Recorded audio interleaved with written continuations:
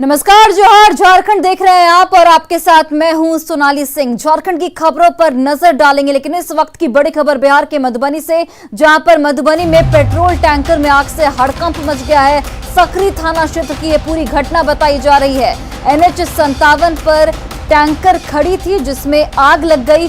स्थानीय लोग आग को बुझाने की कोशिश फिलहाल कर रहे हैं और ये तस्वीरें आपकी टीवी स्क्रीन पर देखिए, कितना भीषण यहां पर अगलगी की घटना सामने आई है। सकरी थाना क्षेत्र की ये वारदात बताई जा रही है, जहां पर NH 57 पर ये टैंकर खड़ी थी, जहां पर अचानक इस टैंकर में आग लग गई और फिलहाल इस आग को बुझाने की कवायद जो है वह स्थानीय लोगों के द्वारा की जा रही है।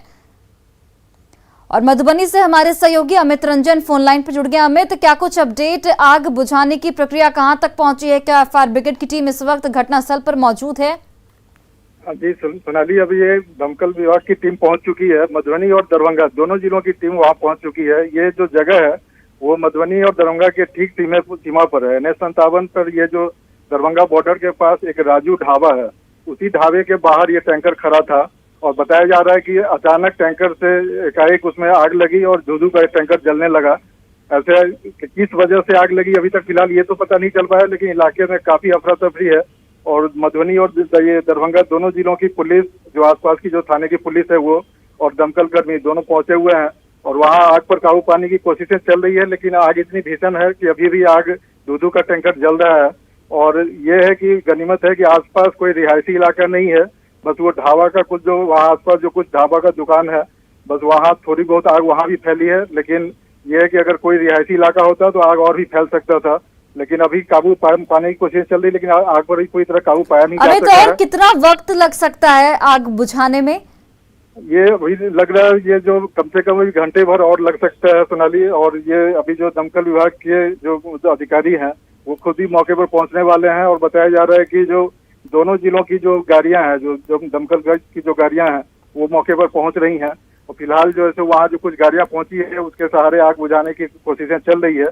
लेकिन आग अभी भी बहुत बहुत धन्यवाद तमाम जानकारियों के लिए। और बोकारो से बड़ी खबर आपको बता रहे हैं, जहां पर बोकारो में पेंक नारायण के जंगल में लैंड माइंस मिले हैं। 30-30 किलो के 2 लैंड माइंस बरामद किए गए हैं। लैंड माइंस डिफ्यूज करने में फिलहाल बम निरोधक दस्ता जुटा हुआ है। पलामू पंचायत के बड़की कुड़ी जंगल की ये पूरी घटना बताई जा रही है। CRPF और पुलिस की संयुक्त अभियान में ये पुलिस को सफलता हाथ लगी है। तो ये बड़ी खबर बता रहे हैं, जहां पर जो बम निरोधक दस्ता है वो इन लैंड माइंस को डिफ्यूज करने में जुटा है। पलामू पंचायत के ये घटना बताई जा रही है। CRPF और पुलिस की ये संयुक्त कार्रवाई में ये बड़ी सफलता हाथ लगी है।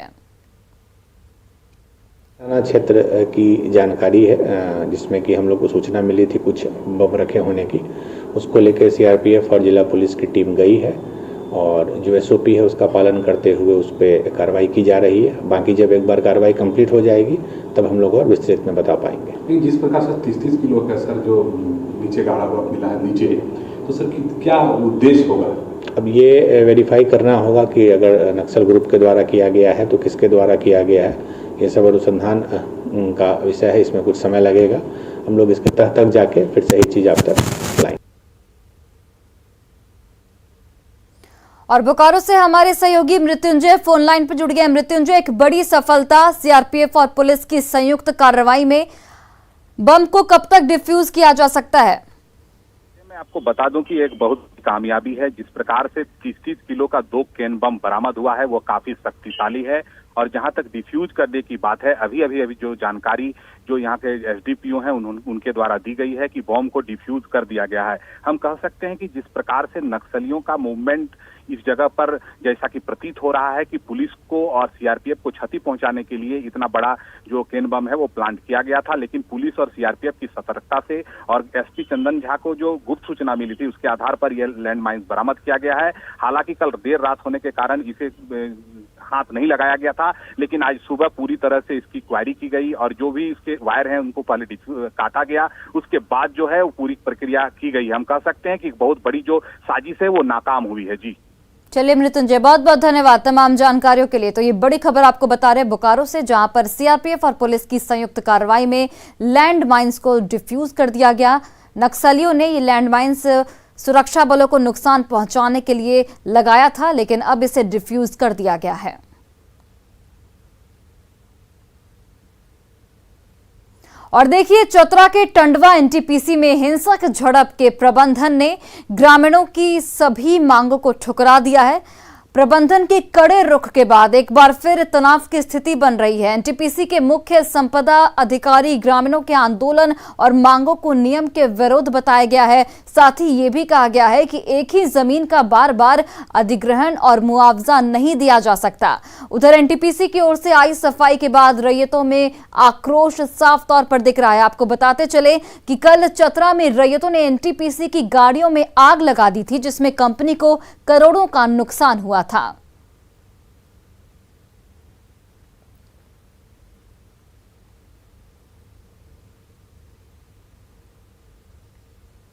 उनको भी 10,65,000 रुपए प्रति एकड़ के हिसाब से फिर से मुआवजा वितरित किया, जो कि 2013-14 में किया गया था।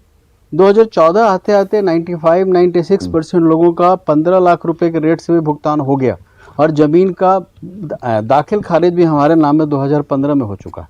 तो हमारा एनटीपीसी का पक्ष है, इनकी मांगों में मुआवजा बढ़ोतरी की मांगों को हम 2 बार पूरा कर चुके हैं। पहली बार 4,35 मान लिए और दूसरी बार 15 लाख भी मान लिए।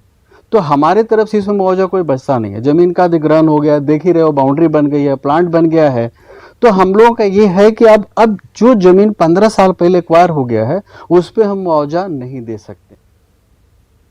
विधानसभा के बजट सत्र में बीजेपी विधायक विधानसभा परिसर गेट पर धरने पर फिलहाल बैठे हुए हैं। नियोजन नीति में स्थानीयों को नौकरी देने की मांग को लेकर विधायकों ने जमकर नारेबाजी की। वहीं बाघमारा से बीजेपी विधायक ढुल्लू महतो भी कतरास रेलवे स्टेशन से होते हुए 26 जोड़ी ट्रेनों के परिचालन की मांग करते हुए दिखे हैं।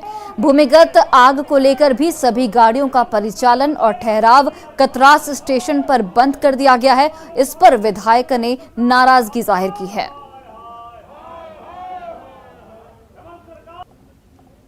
जा रहा है कि यहाँ पे अंडरग्राउंड में आग लगा हुआ है, इसलिए हम इस रूट में अब नहीं चलवा सकते हैं। अगर अंडरग्राउंड में आग लगा रहता और उसी रूट में मालगाड़ी का ढुलाई प्रत्येक दिन सैकड़ों गाड़ियां का माल ढुलाई का गाड़ी उसी रूट से चलती है, तो क्या अगर अगर अंडरग्राउंड में आग है तो क्या मालगाड़ी के लिए आग नहीं है, सिर्फ यात्रियों ट्रेन के लिए आग है। इसलिए हम मांग करते हैं सरकार से कि सरकार अभिलंब केंद्र सरकार से बात करते हुए अभिलंब 26 जोड़ी ट्रेन को परिचालन हो और कतरास में सारी ट्रेनों का ठहराव हो, इसी हम मांग करते हैं।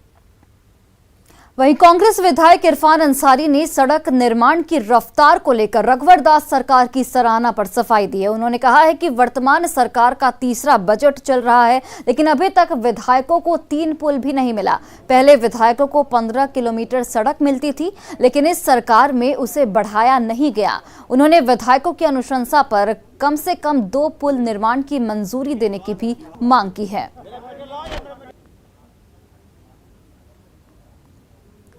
की बात मैंने नहीं कही। मैंने कहा कि उस समय हमें ज़्यादा मिल रहा था और हमारी सरकार में कम मिल रहा है। जो नियम भाजपा लगाएगी, जो नीति भाजपा लागू कर दी, क्या उसी पे हम लोग चलेंगे क्या? मेरा ये सवाल था।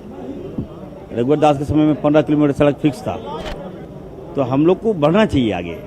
जनता ने हमारी सरकार बनाई है, जहाँ 15 है कम से कम आपको 30 दीजिए, 25 दीजिए, तब हम लोग उनको काट कर सकते हैं।